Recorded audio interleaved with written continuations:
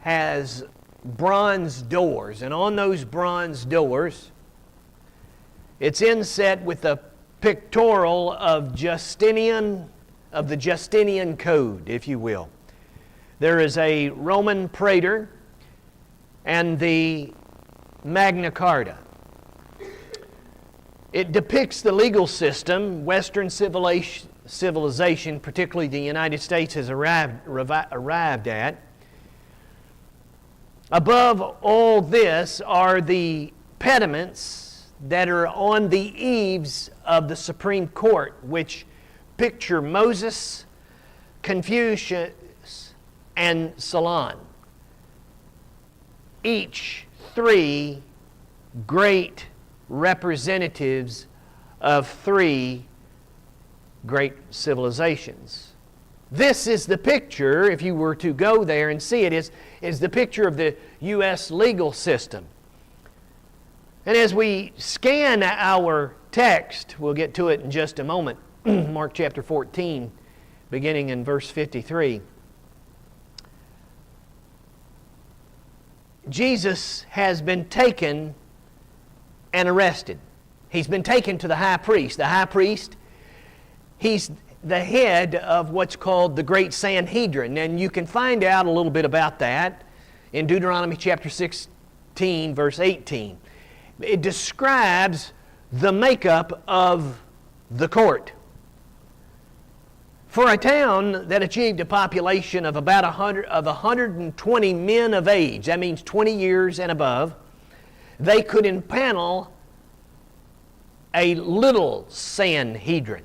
The Sanhedrin would have a minimum of 23 elected men from leadership. They were elders, primarily. The smaller villages would be required to impanel a set of judges with 3, 5, or 7 judges. And it's always an odd number so that you didn't have a deadlock. These men that we're talking about governed the community at large and even Israel itself.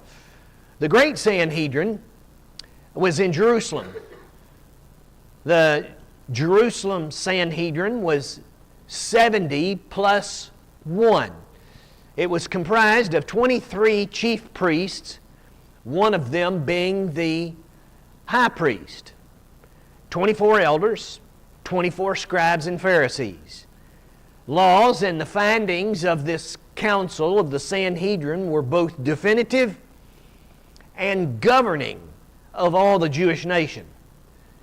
Now here's the interesting thing. All the trials had to be public, providing for prosecution and defense. In fact, no criminal trials were allowed at night, nor could the duration of the trial extend into night, even if it started during the day. Really, no criminal trials were allowed in the afternoon period. During that time, judges were required to fast and pray through the entire trial. Trials were not allowed on the Sabbath, nor on feast days, nor on feast day eve.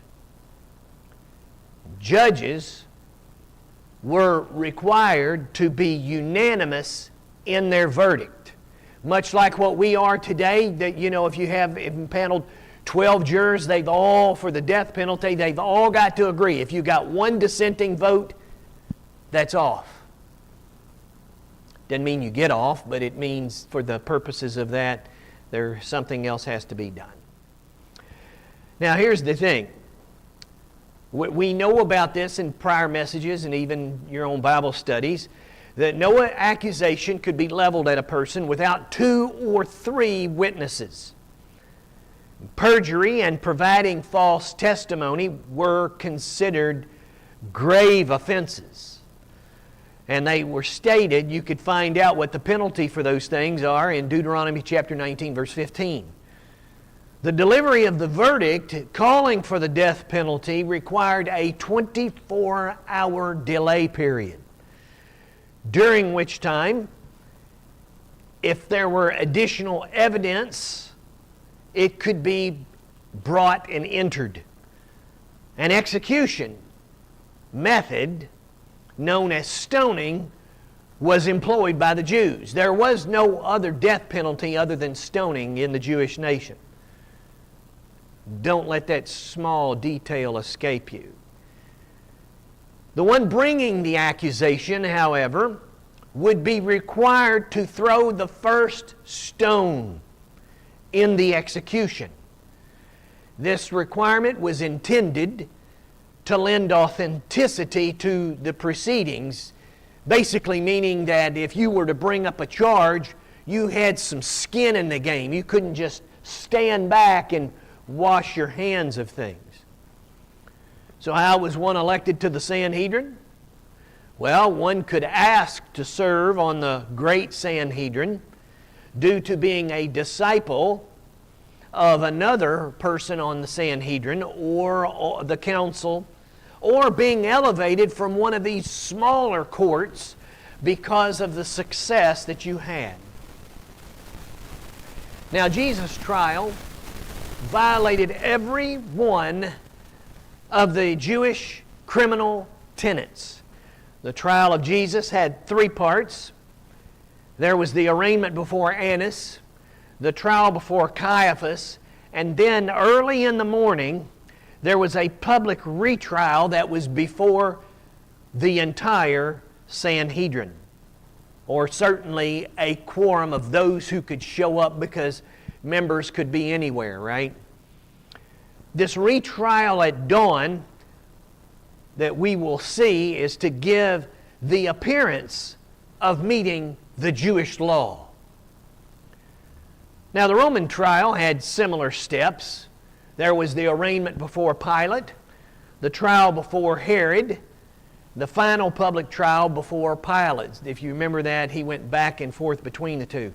It would be Pilate who pronounced the sentence of death, and thus Jesus endured not one, not two, not three, but 6 trials before 9 a.m. You can find that in Mark chapter 15 and verse 25. It was a rush to conviction and execution. After all, Jesus was going to be dead by 3 p.m. Jerusalem time. So read with me, beginning in Mark 14. It's beginning in verse 53. It says, when they led Jesus away to the high priest, and all the chief priests and the elders and the scribes gathered together, Peter followed at a distance, right into the courtyard of the high priest, and he was sitting with one of the officers and warming himself by the fire. Now the chief priest and the whole Sanhedrin were seeking to obtain testimony against Jesus, to put him to death, but they were not finding any. For many were giving false testimony against him, but their testimony was not consistent. And some, standing up, were giving false testimony against him, saying, we heard him ourselves say, I will destroy the sanctuary made with hands, and in 3 days I will build another without hands. Even in this way was their testimony inconsistent. The high priest stood up in the midst and questioned Jesus, saying, you answer nothing? What are these men are testifying against you? But Jesus kept silent and did not answer. And then the high priest began to question him and said to him, are you the Christ, the Son of the Blessed One? Jesus said, I am. And you shall see the Son of Man at the right hand of the power and coming with the clouds of heaven. Tearing his tunic, the high priest said, what further need do we have of witnesses? You have heard the blasphemy. How does it seem to you? And they all condemned him to be deserving of death. And some began to spit on him, and to blindfold him, and to beat him with their fists, and to say unto him, prophesy. And the officers received him with slaps in the face. Wow, what a trial. Christ's trial violated every tenet of the Jewish law. Now, point number one is very simple. It's the illegal arraignment. You see, the entire Sanhedrin that was present, they were biased. They were definitely in the hands of Annas and Caiaphas. See, the murder plot had already been out for many months. And so what they needed was just a procedure of formality that gave the appearance of having order. You see, the decision had already been made. If you can go back and see that in John chapter 11, verse 50. That's the evidence of them beginning all the way back then. You see, they needed this time, this set of trials for cover. They needed a cover story that's going to pass with not only the crowd much later, but also with Pilate. The arraignment was being held at Annas' house. Matter of fact, if you want to see a little bit more detail, you would need to go to John. John chapter 18, verses 12 and 13 talk about that first segment of the trial. The entire first stage being there. I mean, after all, Annas is the real power. He had been replaced by the Romans by Caiaphas, Annas' son-in-law, due to corruption a few years before this time. Caiaphas really never relinquished power and influence, even though he was aged. Now understand this, the high priests normally serve for life. That's how it was deemed by the Jewish council, but the Romans intervened, obviously. What Jesus did in the temple harmed Annas and his economic and his power structure. Without the money coming in, he would eventually have to use up his reserves. I mean, Annas was boss over the entire temple and all of the business that was going on with the money changers and those who brought animals to sell. He was a bitter, old, crafty man. And he would tailor the crime to Jesus accordingly. So the full Sanhedrin then goes to the house of Caiaphas. If you look in the text, you'll see that. And here's where the plot thickens. Verse 54 records a subpoint, which we've already discussed. Peter denies Christ. We looked at that last week. But what they do is, during that time, is that they're crafting this accusation to go against Christ, if you will. John chapter 18, verses 19 to 23 describes the prosecutorial examination. And the testimony that they gather is inadmissible. It's inadmissible in their court. It would be inadmissible even in our court. After all, the Fifth Amendment says that there can be no self-incrimination. It's an indictment in the search of a testimony. There's an indictment in search of a testimony. So what does Jesus say? He says, "Why ask me?" He highlights the illegal prosecutorial examination. Jesus is basically insisting on third-party witnesses. And thus he's pushing back on the legality, and that's when Jesus gets struck. Jesus exposes this cross-examination as fraudulent, because as soon as they hit him, it was done. The trial should have been over, but we know that Annas sends Jesus to Caiaphas. So far, there's no crime. At the end of the first trial, there's no crime, there's no evidence, there's no testimony, there's no indictment even. But what matters not, it doesn't matter to these little evil men. I mean, after all, if you consider this, it's in the middle of the night. And there's to be no court.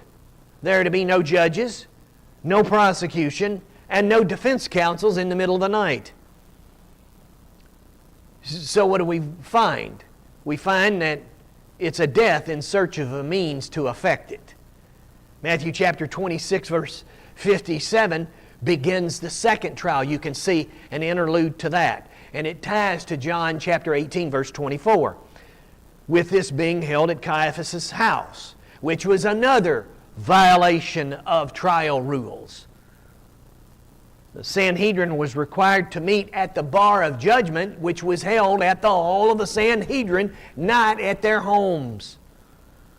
And so yet another trial breach was the fact that it was only to be the Sanhedrin. They were the ones to investigate charges. They weren't to be the judges, but they were to investigate the charges. Judgment would come later. At this time, we know that there's been no formal charges that have been made. And what Annas shared was what became a springboard from which Caiaphas was use it, narrow it in, and arrive at charges.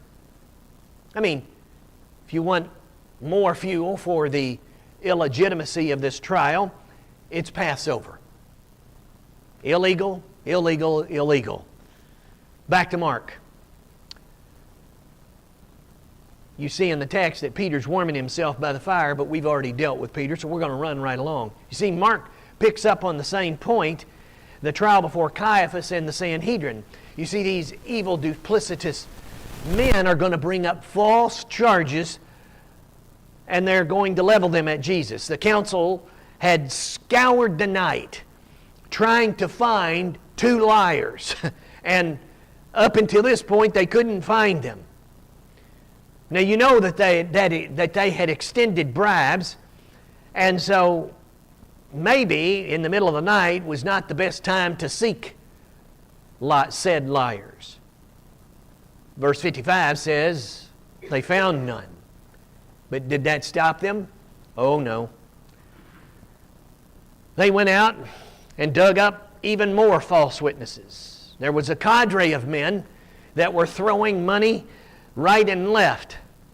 They paid off Judas. We know that. We know they paid off the guards at the tomb. It's only reasonable that they would pay off these false witnesses as well. You see, the initial witnesses were not consistent in their stories. You get to see that in verse 59.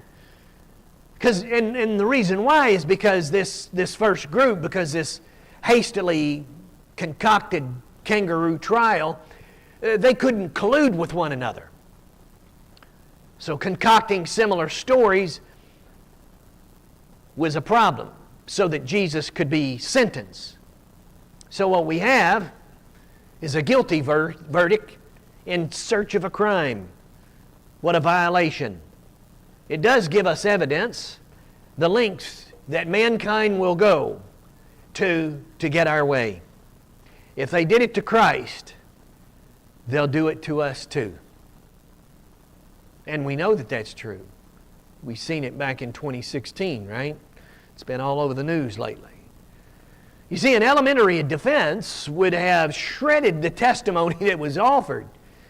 But Jesus had already noted this plurality of evidence that they could draw on. He said, every day I was with you in the temple. I did this, I did that, I healed, I did all these things. But they didn't want that. You see, they need testimony that would condemn him in hours. Not something that it was going to take them weeks to get into the minutia. So what did they do? They dug deeper and they colluded even more. If you go back to the Matthew passage in verse 60, the best thing that they can come up with is that he said he was, going to tear down the temple and raise it up. Look at that just a second with me. What he says in Matthew 26:62. It says, a high priest stood up and said, do you not answer? Now, let's go up a little further. Verse 61. He said, this is what they said, he said. I am able to destroy the sanctuary of God and rebuild it in 3 days. But is that really what he said? If you were to go to John chapter 2, you would find the real statement. And they knew the difference, but again, they were in search of a crime. Here's the problem. They've struck out so far, and they're grasping at straws. So, what do we see? Well, we see that they're going to seize on that statement, right? And that's what they're going to come up with. You see, the high priest at this point in time had to have been frustrated about what was going on. I mean, they weren't getting anywhere. Their false testimony and such didn't happen the way that they wanted. They wanted to be able to craft this thing. Because what happens is that they need a testimony that they can warp to their preconceived notions and verdict. And they knew that the evidence that they were gathering would not stand up to a Roman inquiry. And so, thus far, what we have is an illegal arraignment and an illegal trial. 2 strikes. So the high priest, being as frustrated over that, he decides to pull out all the stops because they had nothing. And you look at that and you can see that in Matthew, his 62nd verse there in chapter 26. He says, "Do you offer no answer for what these people are saying against you?" And the high priest should not have been asking Jesus that question. Another violation. Now that, but there was nothing to answer for. The process was illegal. The trial was illegal. The interrogatory was illegal. And what they were trying to do was ascertain some kind of fact. And we know that this is true because Isaiah chapter 53 verse 7 says that truth is on trial. And as such, he doesn't need help them, that is, to piece together their flawed accusation. That's why he's silent. See, the high priest had to been just silently fuming and bent on destruction, such that the silence had to have been deafening. He wanted Jesus to say something that he could seize upon. They were going nowhere and fast. Verse 61, Caiaphas hurls, "Are you Christ, the Son of the Blessed One?" Matthew chapter 63, that verse 63 in chapter 26, adds this, "I place you under oath by the living God. Tell us whether you are Christ, the Son of God." That question is a created trap. And what you don't see is it's the heaviest oath that a Jewish person could level at another. They're basically saying, give glory to God, tell the truth, isn't kind of the short way of doing it. But here's the problem. There's no only legitimate question that's been asked thus far. Every question before it has been illegitimate. And this is the one that seeks out truth, but and Jesus is not going to shy away, mind you, because they already know what he's going to say. They know exactly what he's going to say because they've heard him many times. Because John records them as the I am statements. Those I am statements of John are just a few of those. John chapter 4, verse 26, 6:35, 6:48, 8:12, 8:58, 10:7, 11:25, 14:6, and 15:1. They've heard all these things before. These statements have been reported back to them. And so, guess what? They know what he's going to say. So Jesus says it a little bit different. He says, "I am, and you shall see the Son of Man sitting at the right hand of power, coming with the clouds of heaven." which is actually a picture of Psalm 110, verse 1. Jesus is God. We get to see that also in Hebrews chapter 1, verse 3. In feigned righteous outrage, the high priest tears his clothing. And what we see is a biased verdict. He says, what further need of witnesses do we have? Well, Leviticus chapter 24, verse 16 talks about the penalty for blasphemy. It's death by stoning. You understand that, right? Death by stoning. So, the illegal sentence is given. You have heard the blasphemy. How does it seem to you?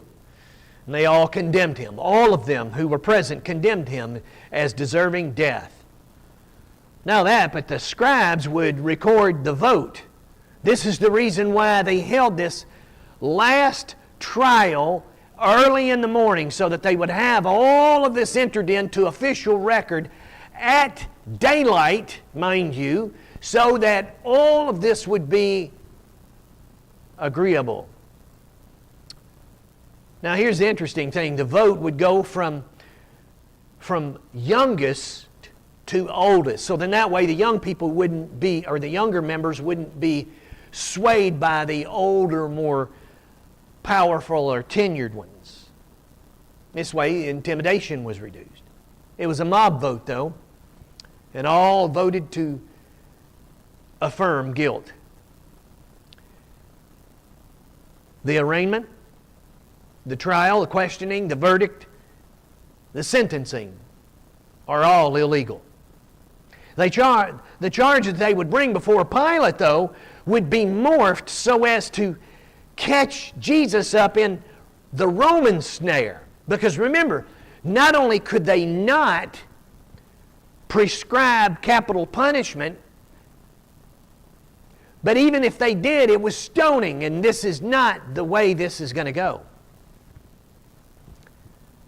If you turn over to Luke chapter 23, verses 1 and 2, you will see that. You will see, it says they began to accuse him, Jesus. They said, we have found him perverting the nation. Number one, forbidding Caesar taxes, right? Or tribute. And 3, that he is a king. Those last 2 are really clinchers to get him into the Roman system of justice. Okay, boys. We know that we can't do this of ourselves, so we've got to get Pilate in on this. Here's the thing. Jesus, they say, is usurping the place of Caesar. And once guilt was confirmed, the council members abused Jesus. You see it in the text. They spat on him, and they blindfolded him, and they beat him with their fist, and they said unto him, prophesy. Then the officers, the temple guard, took custody of him, and they slapped him in the face. Now, here's the thing. Religious would often say, I would have dissented if I was there. I mean, after all, this is a picture of civil society, is it not? But I will tell you, it's a picture of what civil society will do to get its way. It will falsely arrest, accuse, try, assemble testimony, and render a verdict. You know why I can say this? Because the Old Testament is clear. Jeremiah chapter 17, verse 9, you would read this. The heart is more deceitful than all else and desperately sick. Who can understand it? This is the reason why we need Jesus as a Savior. We don't understand how bad we can be because we're deceitful even to ourselves. Here's the thing. All of humanity is under condemnation of God. Every last one of us. Why? Because we have a sin nature. We like to sin. We want to continue sinning unabated. In fact, even for believers, what we want is that we want to be able to hold Jesus in one hand and then be able to do whatever we want out of the other. We want to live our life and then go, oh, I'm in. It doesn't work that way.